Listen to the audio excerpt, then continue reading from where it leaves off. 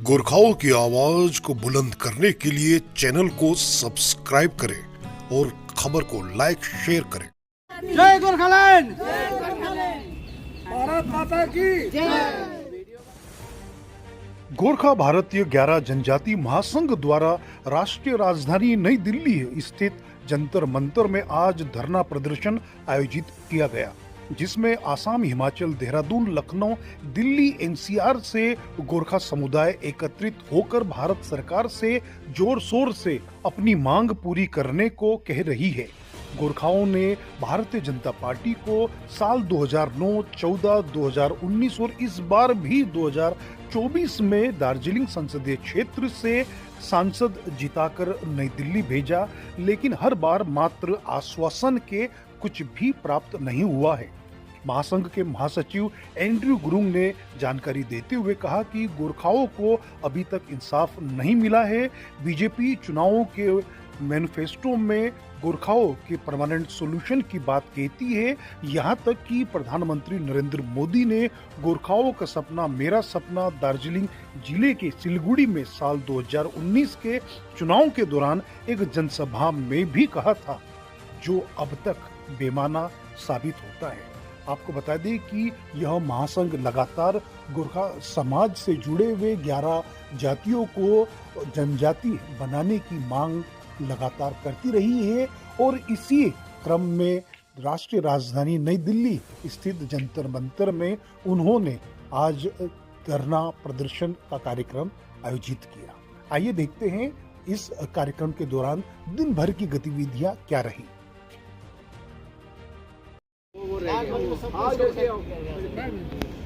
असली बंदा आ रहा है, एक मिनट आ रहा है, प्रेसिडेंट साहब आ रहे हैं।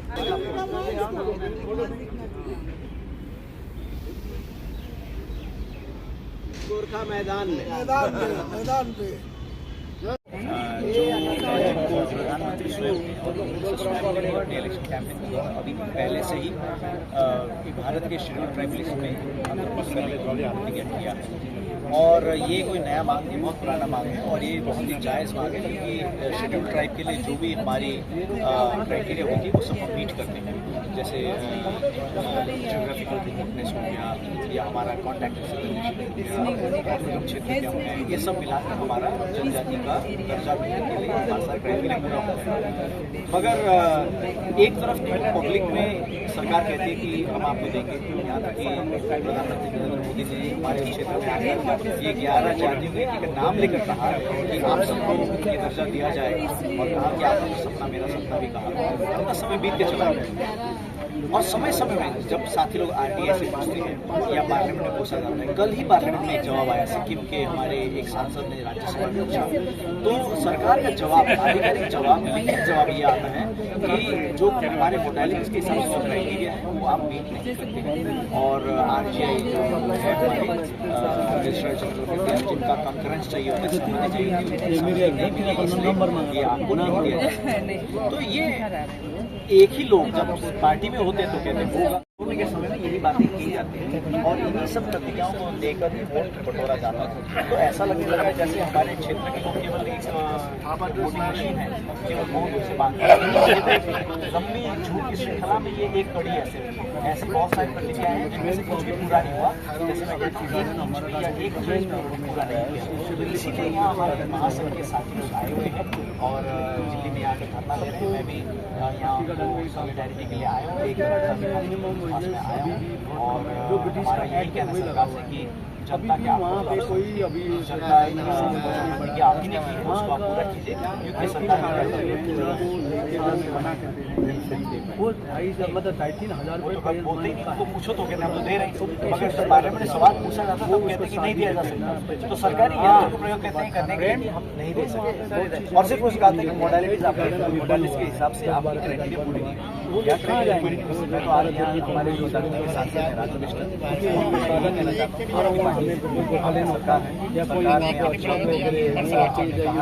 सुना भी है, तो आप सरकार किस कारण से ये नहीं, आपके कर्तव्य है कि आप अपनी जनता का प्रतिनिधित्व करते हुए उन डाउट्स को या जो भी फैक्टर्स हैं उनको आप हटाएं और ये जो भी मामला है इसको दुरुस्त करें, जल्दी जल्दी इसको पूरा करें।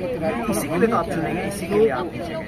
जब ये बात को सामने रखते हैं तो उनका जनता की तरफ अभी क्या क्या जवाब है देंगे?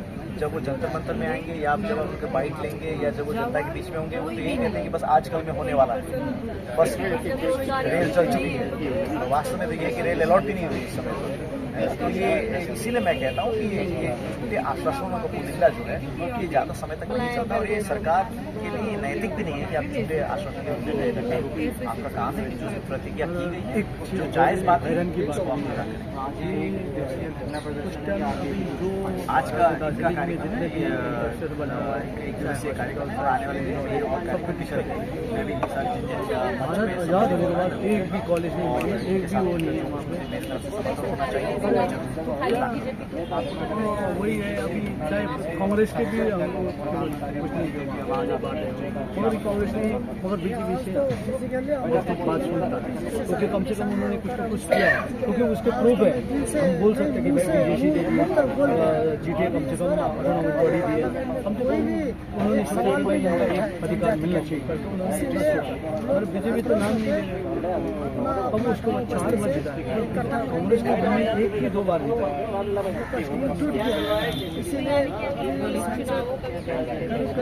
अब ये लास्ट बार दार्जिलिंग से और हमने अंदर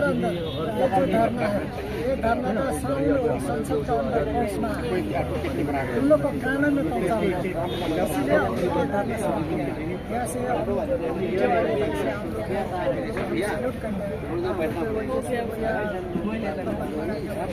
हर राज्य से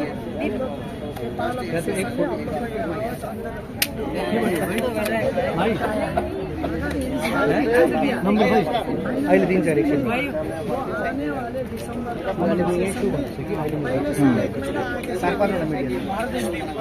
सारा जनजाति दिल्ली में आएंगे, पैदल आएंगे, 2 महीने पहले ही चले जाएंगे, दिसंबर का पहले चले जाएंगे, पैदल चला पैसा रुपया नहीं है, जनजाति है दिसंबर का अंदर पहुँचेंगे। अगर उस टाइम में देखा हुआ या नहीं हुआ तो भीड़ का सब प्रॉब्लम क्रिएट करेंगे। उस समय सरकार हमको झुक के बताना पड़ेगा क्यों नहीं हो रहा है जनजाति दिल्ली में क्या असुविधा है, में आके सरकार बताना पड़ेगा। सामने संसद में नहीं, बाहर आके बताना पड़ेगा। अंदर उनके तब हम लोग उस समय डिसाइड लेंगे कि हम लोग उसके बाद किस तरह से बैठे में 15 मिनट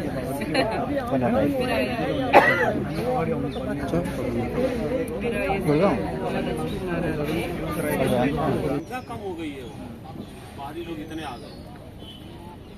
तो पूरा बांग्लादेश दे दिया जाए पूरा आप पे हवाले सील कर दोगे। वहाँ पे अभी देखा जाए ना, मुसलमान का स्कूल हो गया, ठीक है, हायर सेकेंडरी स्कूल हो गया, जाकिर हुसैन बस्ती वगैरह हो गया। मतलब अभी देखा जाए ना 10% उनका 10% ज़्यादा आबादी हो चुका है।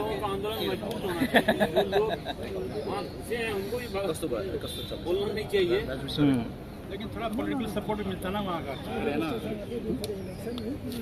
सबसे पहले ना उनके साथ सम्मिलित होने आया हूँ, उनके साथ सॉलिडेरिटी एक्सप्रेस करने आया हूँ। जैसे कि आप जानते हैं, आपने स्वयं प्रश्न में कहा भी कि ये हमारा कोई नया मांग नहीं है, ये बहुत पुराना मांग है, बल्कि बीजेपी के मैनिफेस्टो में ये ऑलरेडी पहले भी आई हुई बात है।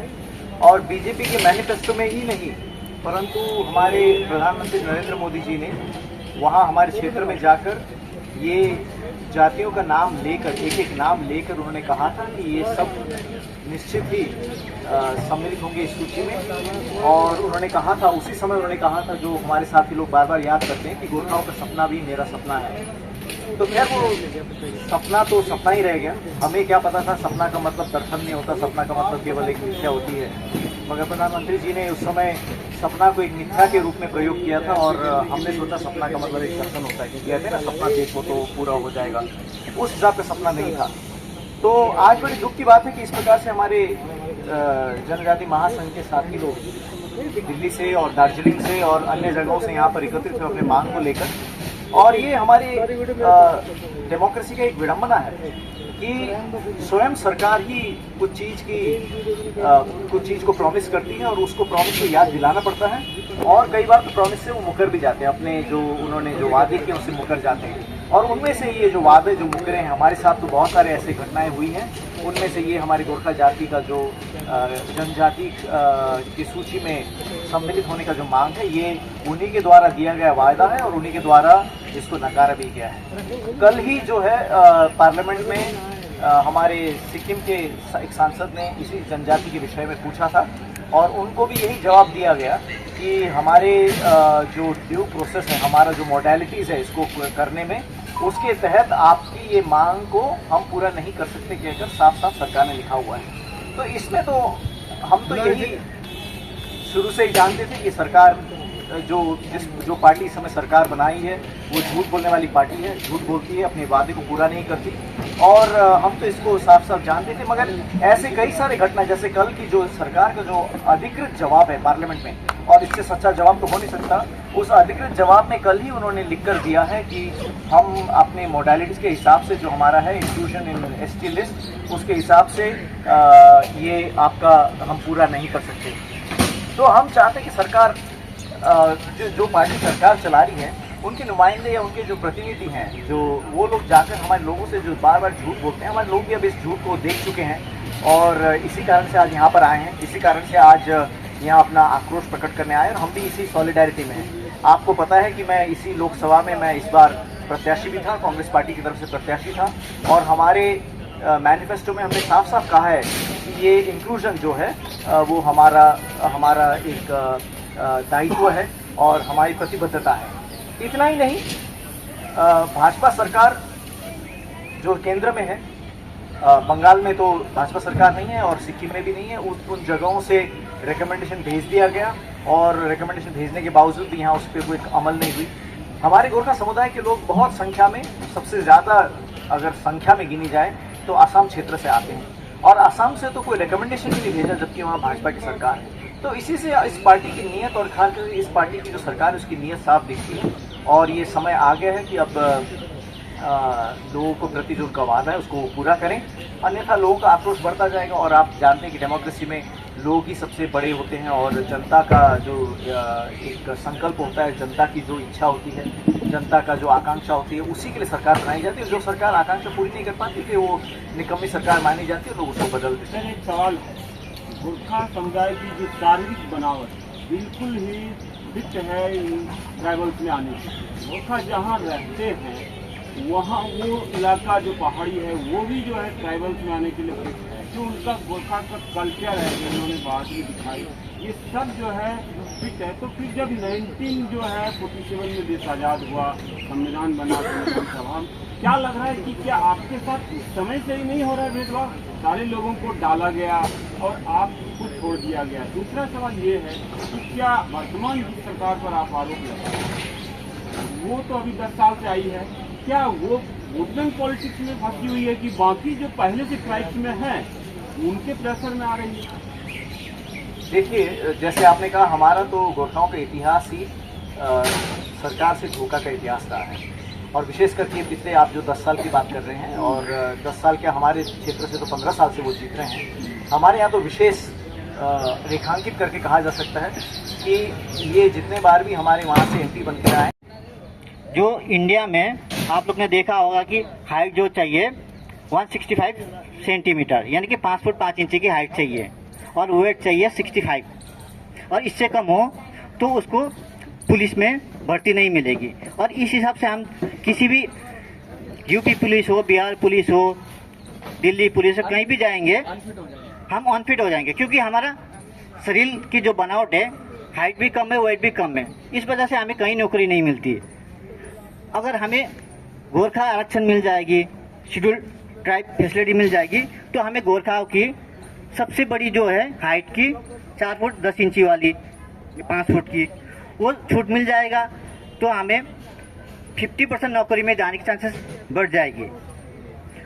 वेट भी, ये तो पहली है हमारे जो नौकरी के लिए, जिससे हमें बंगालों ने, भारत सरकार ने अन्याय कर रखा है, क्योंकि हमारा जो प्रकृति ने हमें जो हाइट दे रखा है, जो दे रहा है, इससे हमें अलग कर रखा है। और दूसरी चीज़ है पहले दार्जिलिंग में हिल ट्राइब था और वो हिल स्टेशन के हिसाब से वहाँ का पैकेज वगैरह था।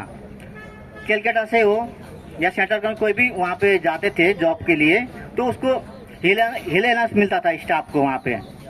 और वो बंगाल ने सब खत्म कर दिया, स्टेट गवर्नमेंट ने भी खत्म कर दिया। इसकी वजह से वहाँ के जो लोकेलिटी रहते हैं उसको सैलरी वगैरह भी कम मिलता है, क्योंकि हिल में कन्वीनियंस ज़्यादा है, खर्चा ज़्यादा है, तो सर्वाइव करना दिक्कत है। अगर हिल ट्रैवल मिल जाएगा हमें गोरखाओं को तो हमें 20% एक्स्ट्रा सैलरी मिल जाएगी, जिससे हमें हिल में सर्वाइव करने के लिए आसान हो जाएगी। ये दूसरा कारण है जो हम लोग ट्रैवल के लिए लड़ रहे हैं।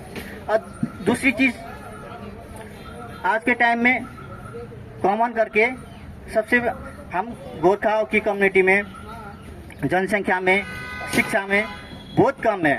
और दूसरी चीज़ सबसे बड़ी, सरकार क्या कर रहा है, अभी आप लोगों ने देखा होगा कि हमारा शहीद दुर्गा मल्ला जिसका प्रतिमा संसद भवन के अंदर है, उनका भी नाम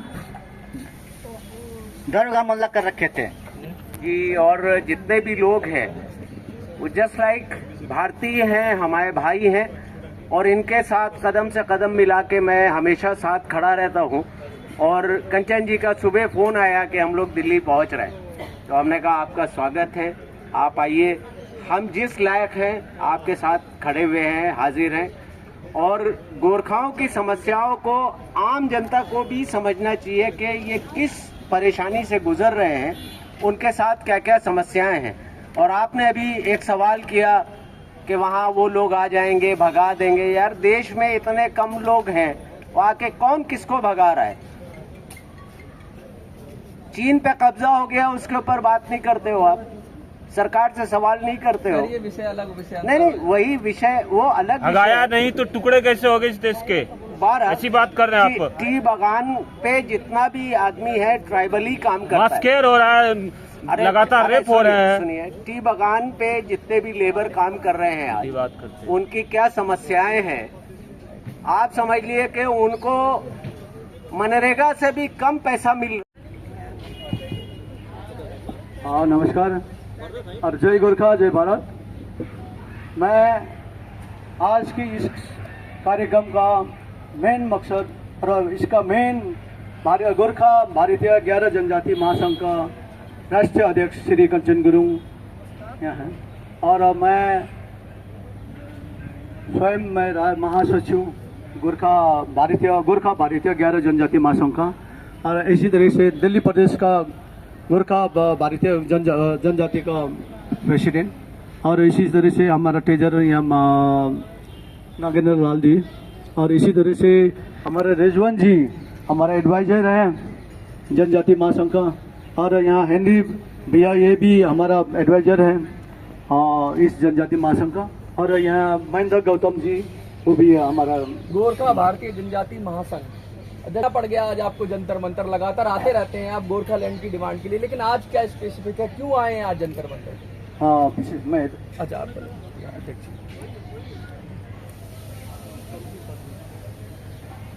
तमाम जनता को मैं संबोधन करता हूँ, तो मेरे पत्रकार मित्र का मैं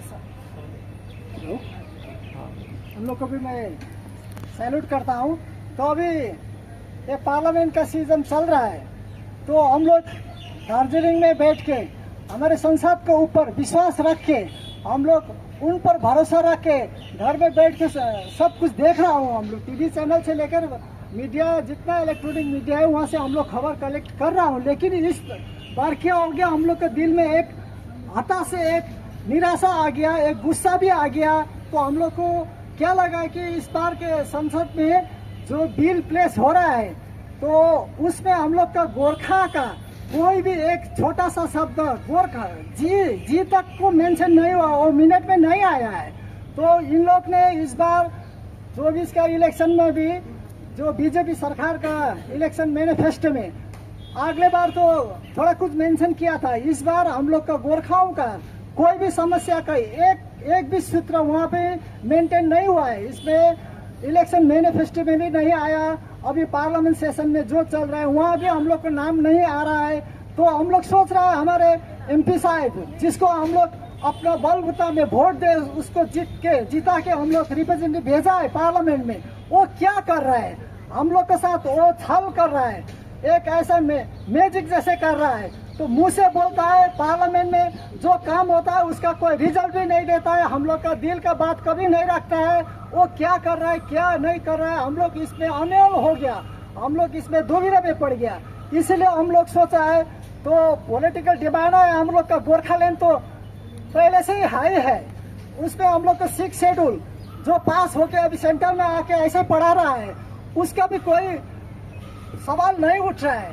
तो बेसिकली हम लोग को एक जनजाति, हम लोग ट्राइबल कैरेक्टर का आदमी है, हम लोग को उतना बोलने समझने में नहीं आता है। हम लोग आँख से जितना देखता है उतना ही समझ लेता है, दिल में जो है हम मुंह में वही बोल लेता है। इसीलिए हाँ, जो असमिया मूल निवासी थे, हाँ, बांग्लादेशी मुसलमानों की संख्या इतनी ज्यादा बढ़ गई, हाँ, उनके खुद के अस्तित्व पर खतरा है। हाँ। क्या आप लोग जो बंगाल सरकार में हैं, दार्जिलिंग के एरिया में वहाँ क्या स्थिति है? जो बांग्लादेशी मुस्लिम आए हैं, कितने % में हैं? अगर आपको ट्राइबल स्टेटस भी मिल जाता है, लेकिन अगर अपना स्टेट नहीं मिलता है, आप अपने आप को मजबूत नहीं करते कि जो है कोई आपके अपने घर से न भगा दे, तो वो क्या स्थिति है? सर हम लोग ये जो आप जो मैटर बोल रहे हैं ना, ये हमारे समझ के बाहर है। ये काम सरकार का है, ये सेंट्रल गवर्नमेंट है, स्टेट गवर्नमेंट है, ब्यूरोक्रेसी है, उन लोग का मैटर है। हम लोग सीधा सीधी जनजाति का डिमांड कर रहा है। हम लोग जनजाति है, हम लोग आफ्टर ऑल लेफ्ट राइट नहीं देखता है। हम जो सामने में देखा है, हम लोग को भी जनजाति होना चाहिए। हम लोग पहले से ब्रिटिश जमाना से हम लोग हिल ट्राइबल बोल के हम लोग है। अभी इंडिया गवर्नमेंट ने कब क्या किया है, कैसे किया है, ये हम लोग को पता नहीं है, लेकिन हिल ट्राइब से हम लोग को फिर बाहर किया है। तो हम लोग अभी जो 2092 से हम लोग ये जनजाति का लिए लड़ रहा है सरकार के साथ। तो अभी हमारे बंगाल सरकार ने हम लोग को और स्टेट का कैबिनेट ने हमारे 11 जनजाति को बाकायदा रेजोल्यूशन में लेके उसको पास करके, तो सेंट्रल गवर्नमेंट ने बोला है हम लोग को, अगर आप लोग को बंगाल सरकार अपना स्टेट अगर आपको पास करके यहाँ नहीं भेजेगा तो हम लोग काम नहीं कर पाएंगे, पहले उनको पास कराओ। इसलिए हम लोग 28 दिसंबर 2014 में कैबिनेट में बिल भेज के उसको पास किया। तो रिकमेंड करके और स्टेट का chief minister miss Mamata Banerjee, उनको हम सैल्यूट करते हैं। उनने हम लोग जनजाति का कैरेक्टर का सब समझ लिया, इसीलिए फटाफट उसको रिकमेंड करके भेज दिया। पर्सनल रिक्वेस्ट चिट्ठी भी लिख लिया, जब सेंट्रल में आ गया। अभी सेंट्रल बोल रहा है, पहले वाला जो भाई बोल रहा था, अभी बार बार जब इलेक्शन का समय आता है जनजाति को नोक कर लेता है। जो भी पार्टी हो, जो भी सरकार हो, जनजाति का मैंडेट है, 11 जात मैंडेट में आप धर लीजिए। एक कम्युनिटी में 1 ही लाख होने से भी 11 लाख वोटर्स हम लोग को हाथ में है।